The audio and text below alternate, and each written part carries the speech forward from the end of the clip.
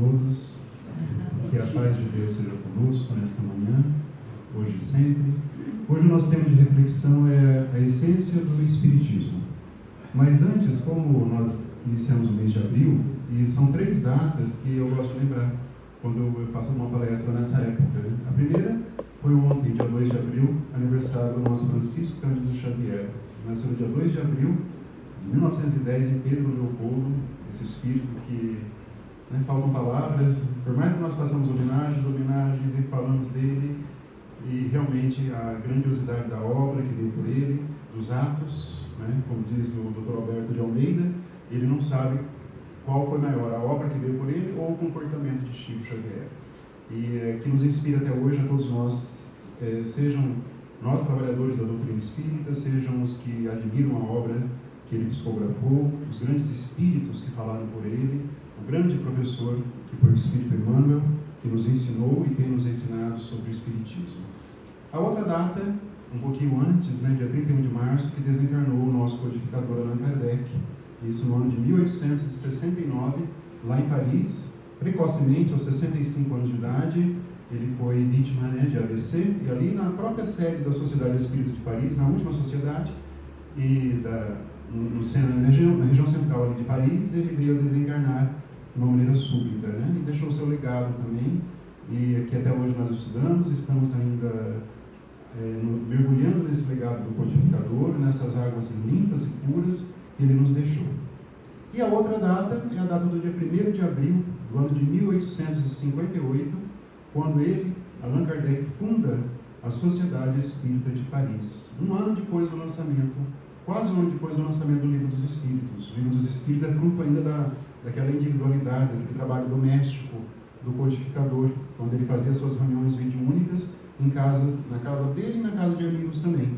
E depois ele funda, então, em 1858, lá em Paris, a Sociedade Espírita de Paris, o primeiro centro espírita de Paris, ali que seria o grande laboratório da doutrina espírita, do conhecimento que veio do alto e que nós também hoje nos esforçamos para compreender esse imenso, esse vasto conteúdo que ele nos deixou por meio das obras. E quando nós falamos de essência de espiritismo, nós temos que voltar a essa origem da doutrina. E claro que até hoje nos debruçamos sobre esses estudos, os espíritos também nos apoiam e nos convidam a reflexões constantes a respeito da doutrina espírita. E ela realmente é muito ampla. Mas eu sempre gosto de uma definição, e a palavra definição, na verdade, ela até limita, nos limita muito, mas é o que nós temos, Um conceito seria talvez mais interessante. Da própria doutrina espírita, que Kardec deixou ali no livro que é o Espiritismo. E ele sempre teve essa preocupação de nos deixar os parâmetros de compreensão da doutrina espírita, porque a doutrina é algo bastante inovador. Até hoje segue sendo inovador. Por quê? Por muitos motivos, mas o central é que Kardec trabalhou a conceituação de espírito de uma maneira muito diferente daquela feita até então, colocando o espiritismo ao lado das ciências e tratando o espiritismo como uma ciência, mas não como ciência das coisas materiais. É uma ciência do espírito, não é uma ciência comum, não é como a física, a química ou qualquer outra ciência, porque é a ciência do espírito. E a diferença central é de que o objeto de estudo da doutrina espírita é o espírito.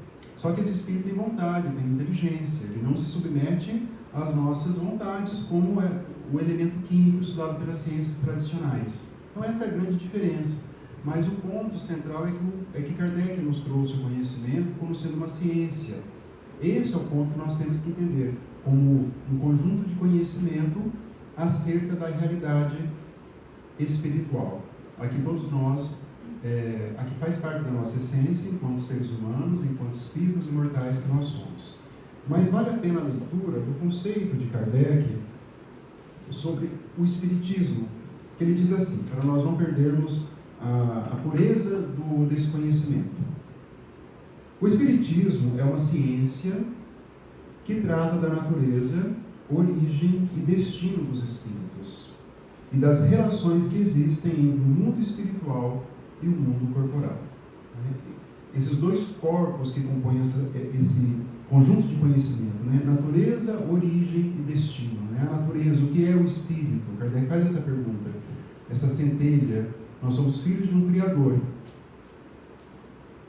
A nossa destinação espiritual é a nossa verdadeira essência, a nossa verdadeira realidade, né? Para onde nós iremos quando nós deixarmos o nosso corpo físico, essa destinação. E as relações entre nós e o plano corpóreo, que Kardec chama de plano corpóreo, plano incorpóreo. Na verdade, ele fala matéria é imaterial ou não. Os espíritos corrigem. O mais correto seria incorpóreo do que imaterial, porque ela também tem matéria, mas é uma matéria diferente, uma matéria mais fluida. Por isso que eles não gostaram muito da denominação imaterial do chamado plano, né, do plano incorpóreo. Então, esses grandes estudos giraram em torno desses grandes temas. Mas a outra parte dessa ciência espírita seria então as relações entre nós e o plano dos desencarnados. E para a compreensão desse tema que nos liga, está então o conceito de mediunidade, tão bem estudado, tão bem também desenvolvido por Allan Kardec. Ele já visualizou isso quando ele descobriu que era a mediunidade, essa faculdade que permite a comunicação, que os espíritos se comuniquem conosco, e todos nós somos portadores. Só que Kardec deu também um ar científico para a mediunidade, tirando ali também das fantasias, dos misticismos que até então envolviam esse tema, e até hoje ainda envolve. Né? Ainda a sociedade tem uma incompreensão sobre esse tema. Alguns autores dividem mediunismo e mediunidade. Mediunismo seria um fenômeno, né, inerente a todos os seres humanos, enquanto que mediunidade seria aquela estudada pelo Espiritismo, aquela disciplinada, aquela conhecida e disciplinada à luz do Evangelho de Jesus. Coloca-se o Evangelho de Jesus do lado do mediunismo e nós temos então a mediunidade. Então esse também é um dos grandes temas da doutrina da essência. E é por meio dessa compreensão de mediunidade e desses elementos da ciência que nós temos todo esse vasto conhecimento hoje que nós chamamos de doutrina espírita. E Kardec foi adiante ali dos seus estudos e trouxe Jesus para dentro da doutrina espírita. Esse trabalho começou no Livro dos Espíritos, pelos próprios Espíritos, mas culminou no Evangelho segundo o Espiritismo. Jesus, a alegria dos homens, né? A primeira música que o Fernando tocou hoje, de Johann Sebastian Bach, foi conhecida, né? A cantata 147, mas é conhecida como Jesus, a alegria dos homens, né? Acho que não teve compositor como o Bach que traduziu ali por meio da música, né, as alegrias celestiais em relação a Jesus, mas com certeza era um dos espíritos ali vinculados às hostes que se ligam à figura do Cristo, porque realmente ele é um grande compositor que homenageou a figura de Jesus. E Jesus foi trazido para dentro da doutrina espírita, no Evangelho segundo o Espiritismo, e no ponto em que Kardec coloca ali, logo no início do Evangelho, que o Espiritismo é a obra de Jesus. E ali nós começamos então a ter uma dimensão mais profunda da essência do Espiritismo. Sai um pouco daquele cientificismo muito rígido, dos parâmetros, dos institutos, do conhecimento espírita que nós temos que conhecer. Isso é fundamental para o nosso progresso, para a nossa evolução. O estudo, o mergulho nas obras espíritas é essencial para a compreensão da doutrina. Nós não temos como escapar disso. E esse estudo é feito de maneira contínua, de maneira perseverante, porque é um mar de conhecimento e vai afetar todos os setores da nossa existência.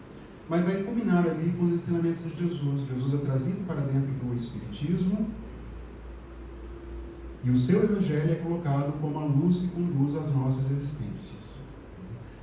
Kardec foi muito inteligente, muito sábio, né, profundamente inspirado, evidentemente, pelos espíritos superiores, muito sincronizado com as esferas de onde ele veio, de onde ele tinha seus vínculos, né, dessa pleiade de espíritos superiores ali, com certeza ele compunha essa pleiade, só que ele estava encarnado e os demais ficaram no plano espiritual. E ele compreendeu, ele soube então trazer Jesus ali, porque o Evangelho de Jesus ficava um pouco em esquecimento, um pouco em segundo plano, onde as exterioridades da igreja dominante da época e até hoje estavam ali tomando conta de um espaço que deveria pertencer aos ensinamentos de Jesus. Ensinamentos que foram colocados em segundo plano durante alguns séculos. Nos primeiros séculos ali do cristianismo, os mártires souberam capturar esses ensinamentos, souberam vivenciá-los, souberam morrer por esses ensinamentos, seguindo a fala de Jesus, aquele que veio depois de mim, né? Tome sua cruz e me siga. Eles souberam muito bem, mas depois isso se perderia com as exterioridades, que nós temos que tomar muita cautela, porque os ensinamentos de Jesus, renovados pelo Espiritismo, eles se destinam ao nosso espírito mortal. Nós estamos aqui temporariamente encarnados, nós não podemos esquecer disso. Então nós temos que relembrar isso sempre e sempre. Aqui tem uma palestra todo domingo, e todo palestrante dá um viés diferente, né, nessas mesmas realidades espirituais, porque nós precisamos de uma lembrança, de uma repetição muito frequente, porque é comum nós nos esquecermos ou então nos afastarmos desses conceitos que são ainda subjetivos, ainda ficam no campo do ideal, mas que nós temos que trazer aqui para o mundo prático. Jesus foi o grande exemplo, mais uma vez, de tudo isso, de trazer esses ensinamentos divinos para perto de nós por meio das suas exemplificações, utilizando-se geralmente de elementos simples da natureza, da agricultura, da semente que caiu e algumas não brotaram, esses ensinamentos simplórios da natureza para ensinar grandes princípios da doutrina. Só que Kardec trouxe essa base moral, né, já explicando que muitos aspectos da vida de Jesus ainda são dotados de uma certa polêmica nos meios cristãos de todos os tempos, né? Os seus hábitos, costumes ligados ao cristianismo, mas o seu código moral de comportamento, esse segue inabalável, e esse não é motivo de disputa entre as seitas cristãs, entre as grandes religiões cristãs. Só que, embora não seja motivo de disputa, embora não haja polêmica sobre a conceituação moral, os ensinamentos de Jesus, na parte que conduzem a uma mudança de comportamento, eles ficaram em segundo plano em relação a essas outras polêmicas. Então, Kardec resgata todos esses ensinamentos.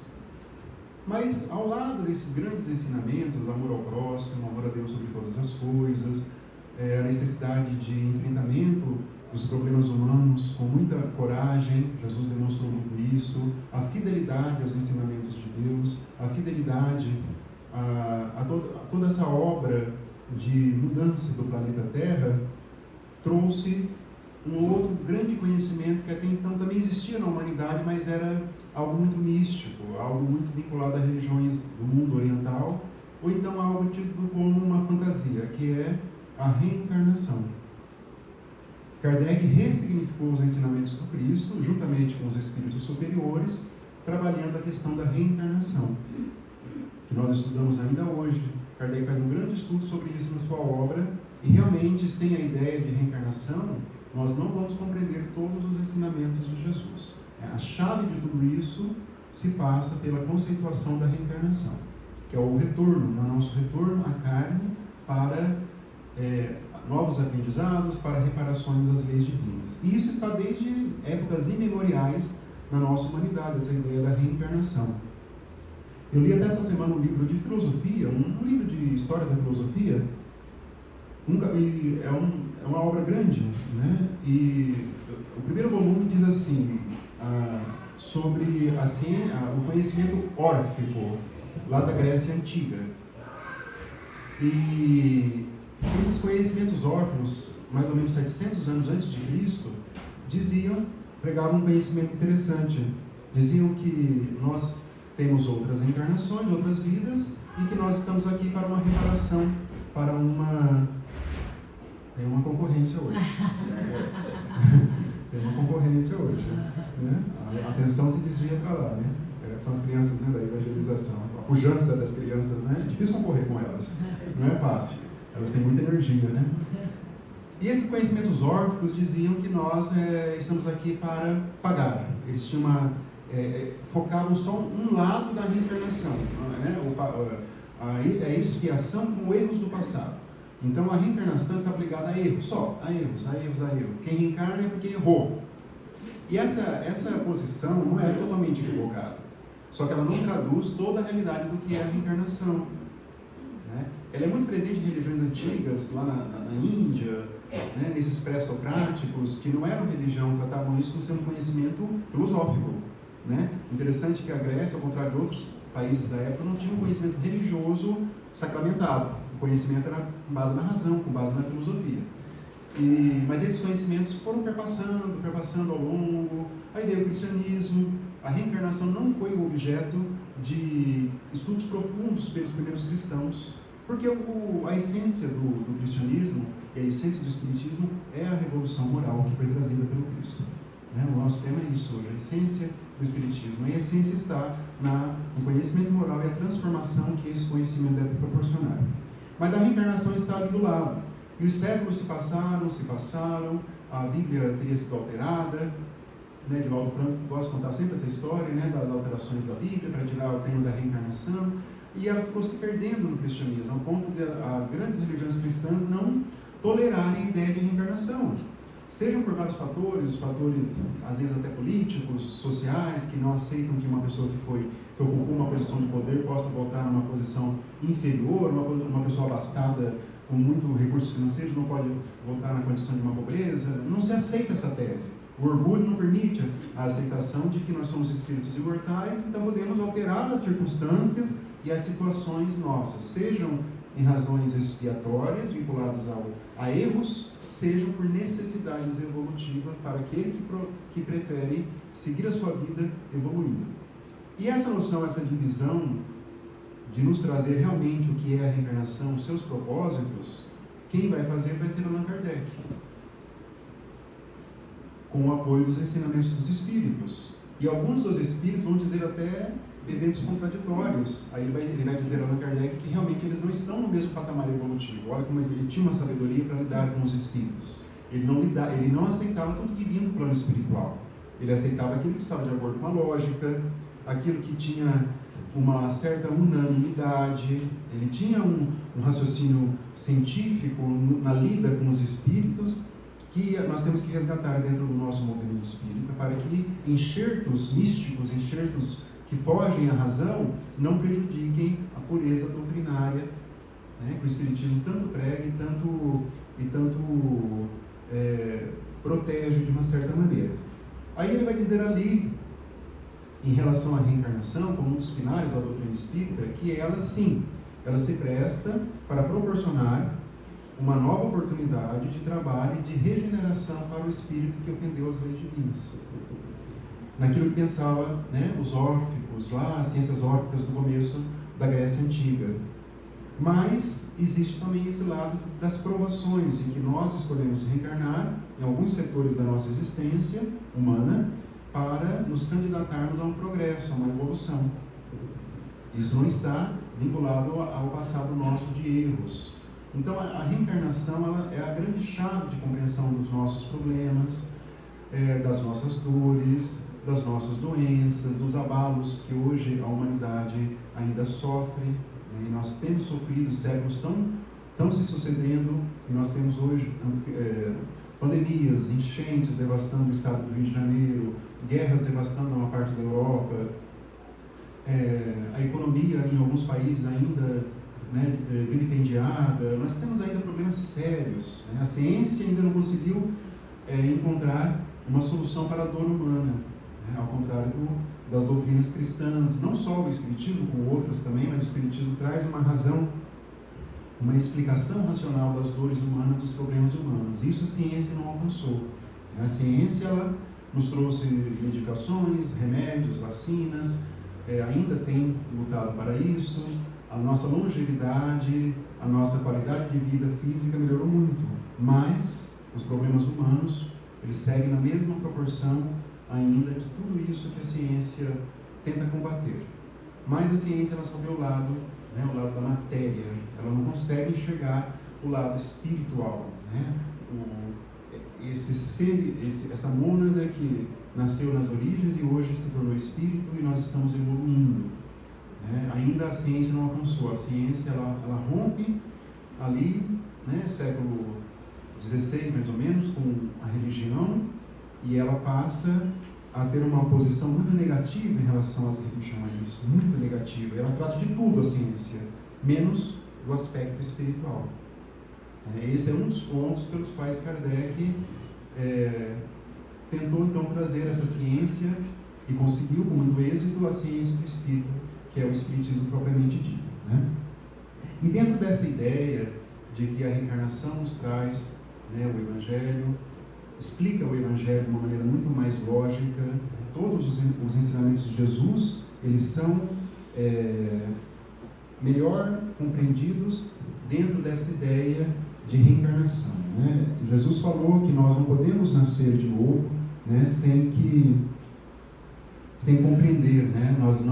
O reino de Deus, o conhecimento dele e o acesso a ele está subordinado a essa questão de reencarnação. Isso que Jesus disse ali, mas todo o seu evangelho, toda a sua vivência, toda a sua exemplificação está vinculada a isso, né? A essa questão de compreensão e de tudo isso, né? Nós temos que sempre compreender que o Evangelho de Jesus, ele não é apenas, né, um conjunto religioso. Os evangelhos que chegaram até nós não são só livros religiosos, como muitos pensam, né? Eles são um roteiro de felicidade. E se é um roteiro, nós temos que compreender esse roteiro para a nossa felicidade. Não há outro caminho divergente desse roteiro, que é o Evangelho de Jesus.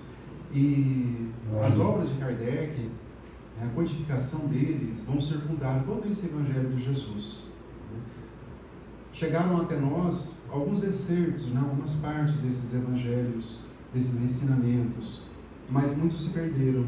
Então caberia à doutrina espírita reorganizar todo esse conhecimento, colocando ali algumas camadas, recheando esse conhecimento de algo mais profundo para o espírito científico que nós temos hoje, das grandes explicações da natureza humana e da alma humana.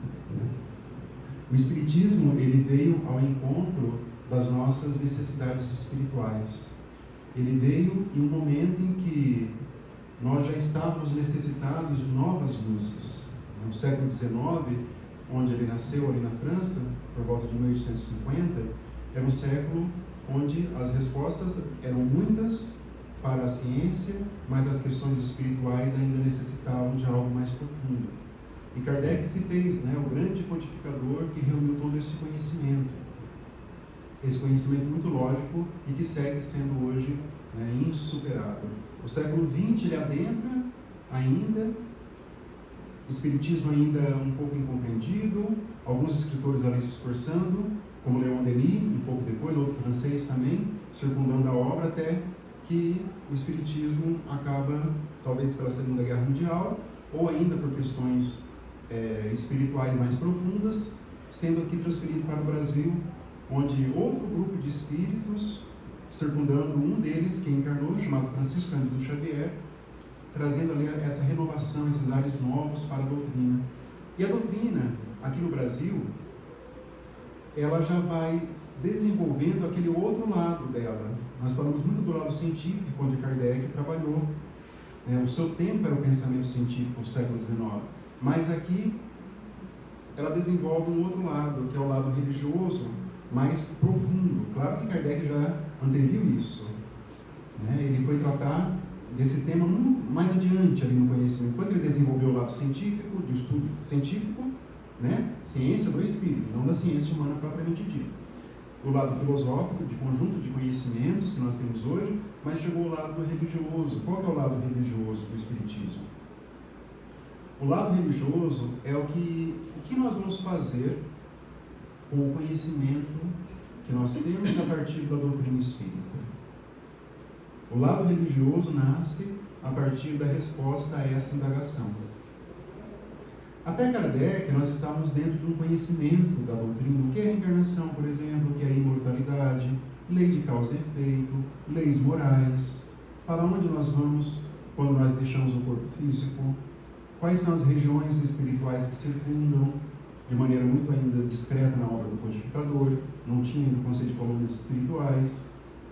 Então houve um vasto conhecimento. Kardec desencarnou com 65 anos de idade e deixou a obra. Aí veio, em um segundo momento, essa parte filosófica de reunir esse conhecimento.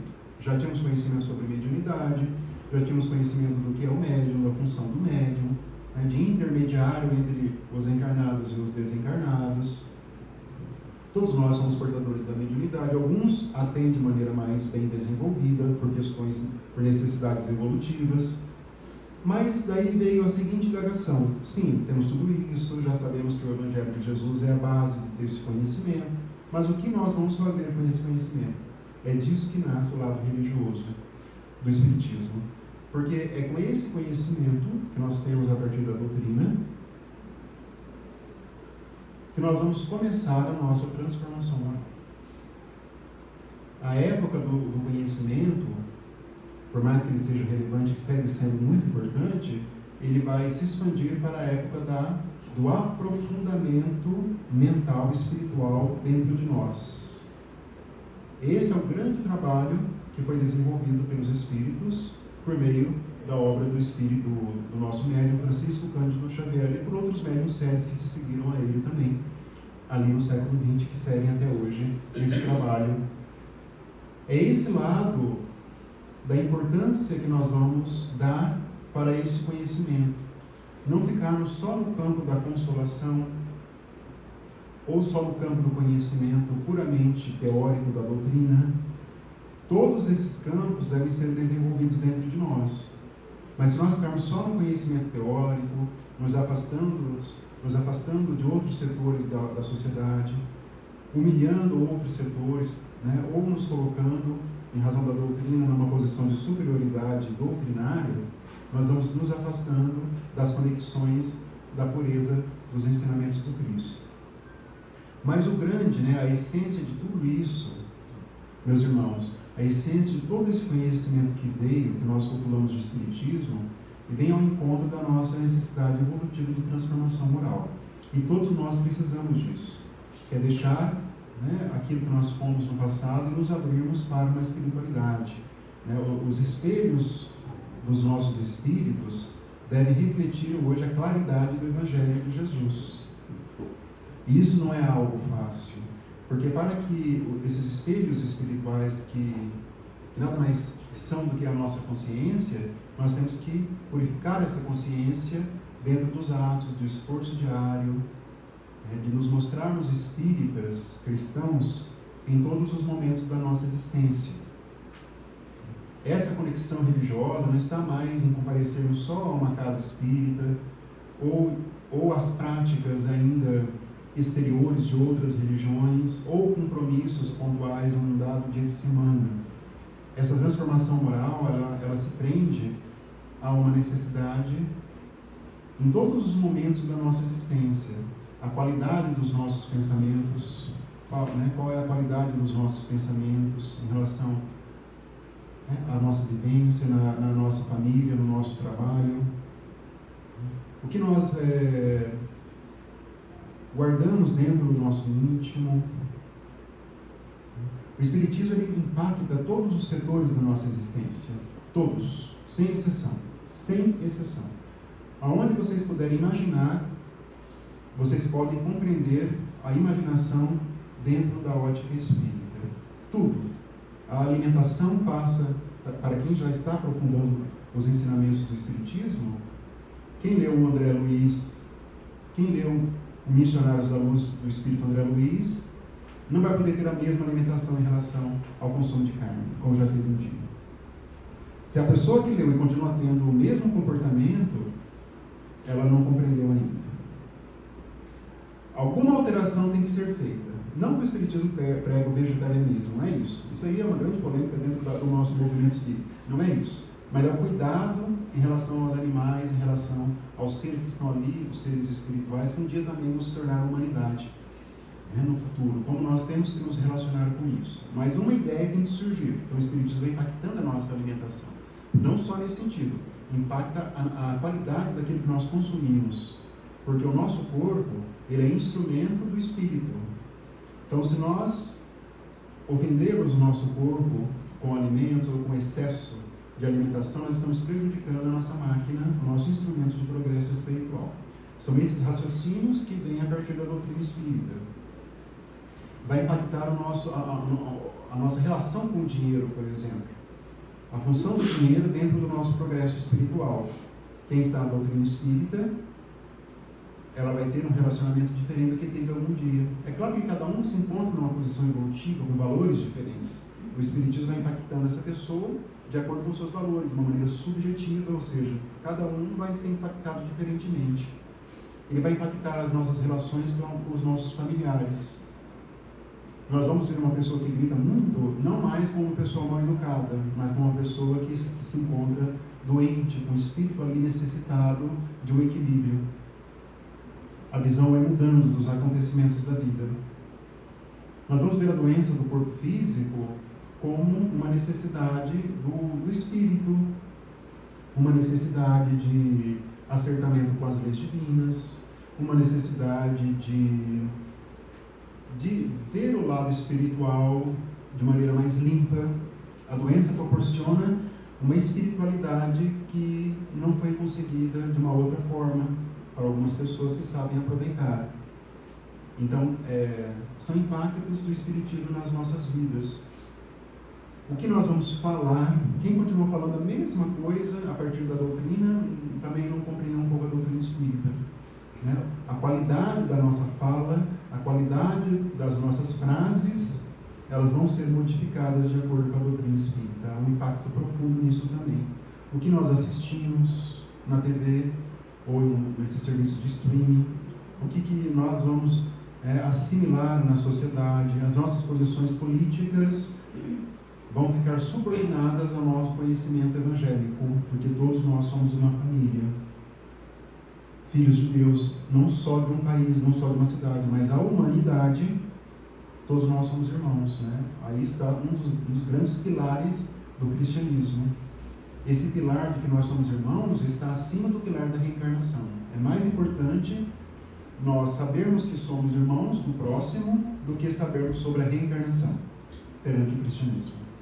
Não que a reencarnação não seja, é importante, mas para fins evolutivos, o saber que nós somos irmãos de todos e agirmos com esforço dirigido a esse propósito é o que vai verdadeiramente trazer um progresso espiritual, independente de qualquer outro fator. As religiões se sucedem ao longo dos séculos, os movimentos políticos se sucedem ao longo dos séculos, países nascem, países desaparecem, países entram em guerra, países cessam a guerra, mas os princípios do Cristo continuam imutáveis. Como ele mesmo falou, né? Tudo passará, né? Mas as palavras que vêm, que ele ensina, que vêm de Deus, essas não passarão. Porque tem gosto de imortalidade. Então o Espiritismo, à luz do Evangelho, vai impactando os setores da nossa vida. A nossa compreensão de pobreza, de miserabilidade, de vulnerabilidade social vai modificando. A questão do sofrimento humano, ela vai ser profundamente transformada pela visão espírita. Profundamente.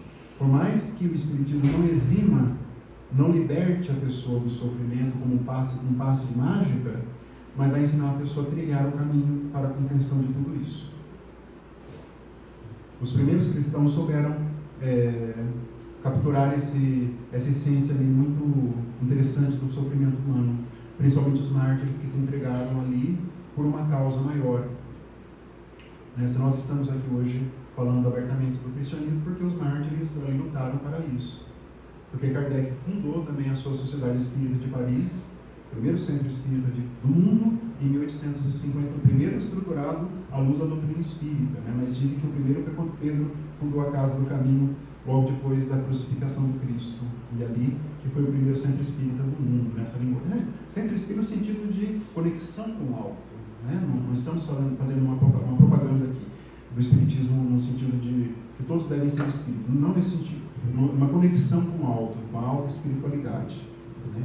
As grandes ideias espirituais, elas não se desenvolvem sem a influência do alto.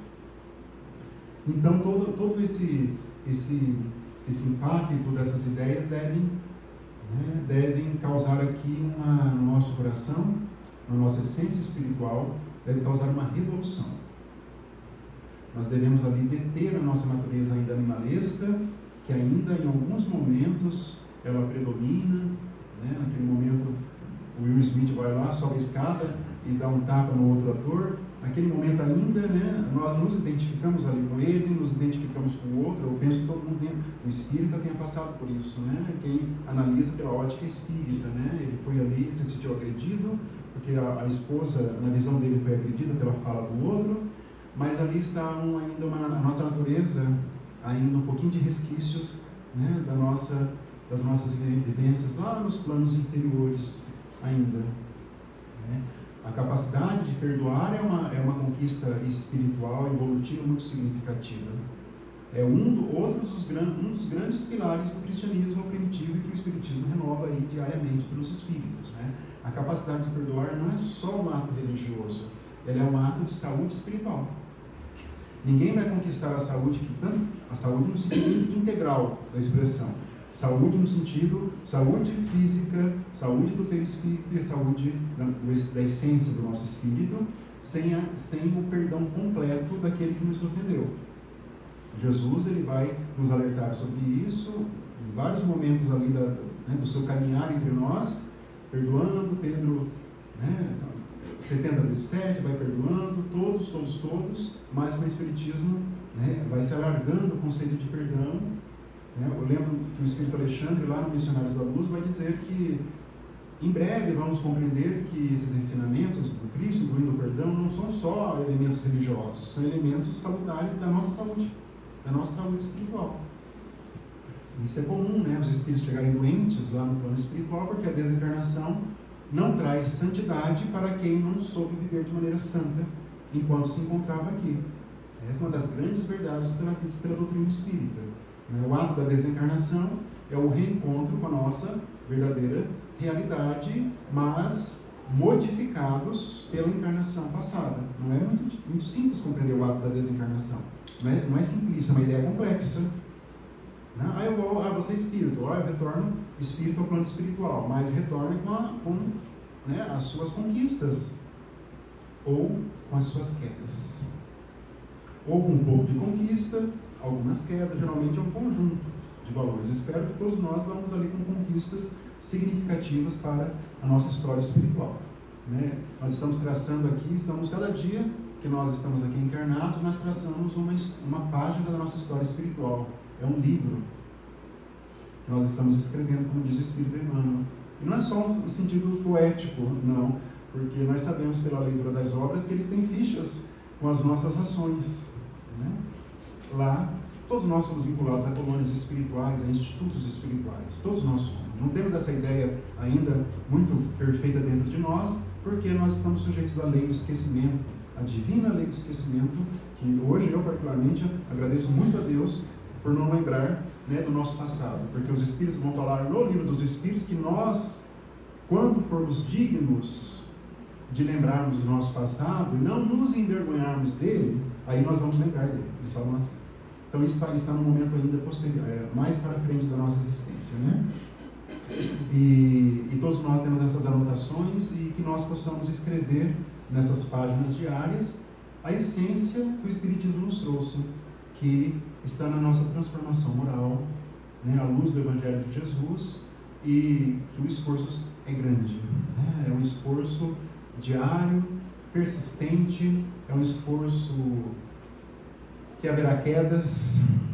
Importante que nós saibamos que quando nós estivermos nessa queda, que nós possamos nos elevar e atentar para o alto e pedir ajuda e continuarmos a nossa trajetória, a nossa jornada espiritual, que é uma jornada muito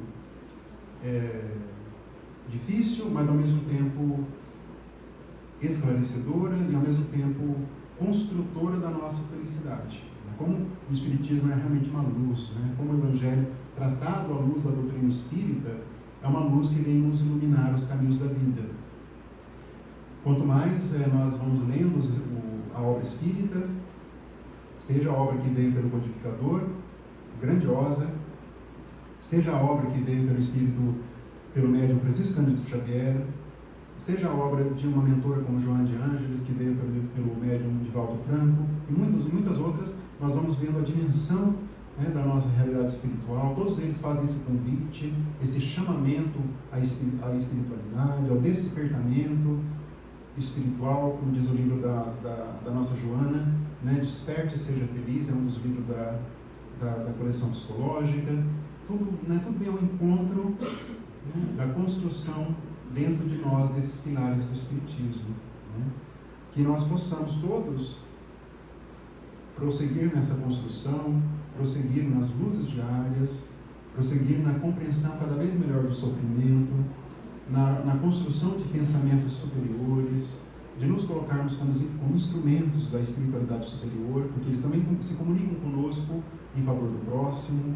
Isso não se dá só numa reunião mediúnica, isso se dá no dia a dia, em relação a todos que se encontrarem um pouco mais sintonizados com a espiritualidade superior, né? Não podemos, claro, ficar pensando só nisso. O nosso papel principal é o que nós vamos fazer dentro de nós com o conhecimento do Evangelho à luz da doutrina espírita. Esse é o conhecimento principal, essa é a essência. Aí o que vem depois disso é um plus, é algo a mais, né? Mas nós só vamos saber de tudo isso, né, do nosso aproveitamento dessas lições espirituais, quando nós nos encontrarmos ali no plano espiritual. Espero que nós nos encontremos sorridentes, alegres e preparados para, né, outros setores da evolução humana. Que Deus seja conosco e que tenhamos uma ótima semana.